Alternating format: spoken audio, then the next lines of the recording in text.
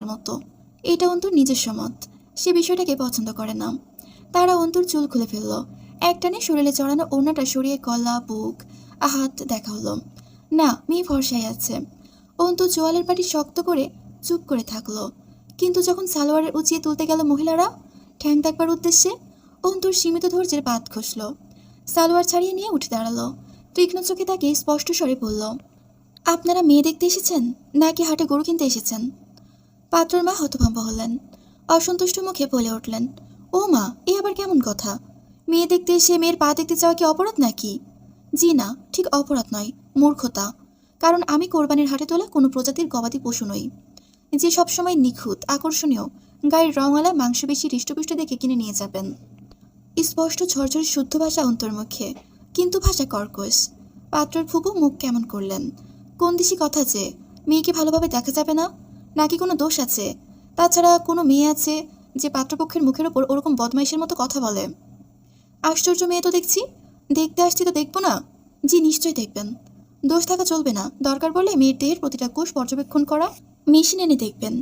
পরনের সালোয়ার ঠ্যাঙে তুলে তারপর মেয়ের ঠ্যাং দেখবেন ফর্সা কিনা। রাইট? ওনারা মুখ বিকৃত করে বসে আছেন। অন্তু আলতো হাসল। দুঃখিত চাচিমা, এটাকে আপনারা মেয়ে দেখা বললেও আমি ছোট লোকই বলছি।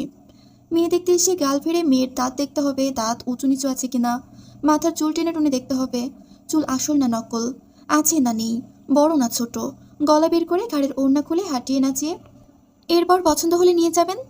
এটাই মেয়ে দেখা? অথচ বলুন তো, আমি যা যা বললাম তা শুনতে এমন লাগলো না যে কোনো গৃহপালিত পশুর বর্ণনা দেওয়া হয়েছে? খরিদ্দার এসেছে গোয়াল থেকে পশু খুলে নিয়ে যেতে। অপমান, অসন্তুষ্টি এবং বিরক্তি লেগে আছে মুখে তিনজনের। ছেলের ফুপু মুখ খুললেন, তো কিভাবে মেয়ে দেখে? তুমি শেখাও কিভাবে মেয়ে দেখে।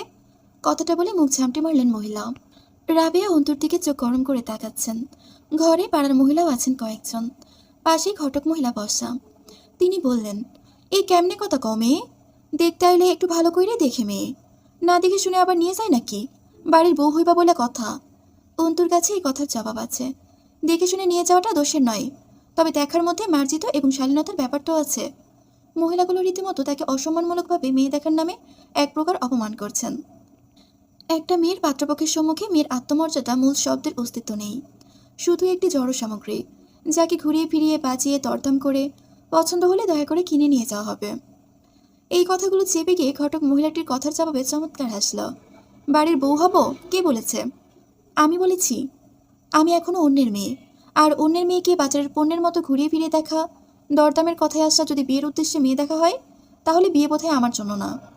আর আমার ধারণা আপনাদেরকে আমাকে দেখে শুনে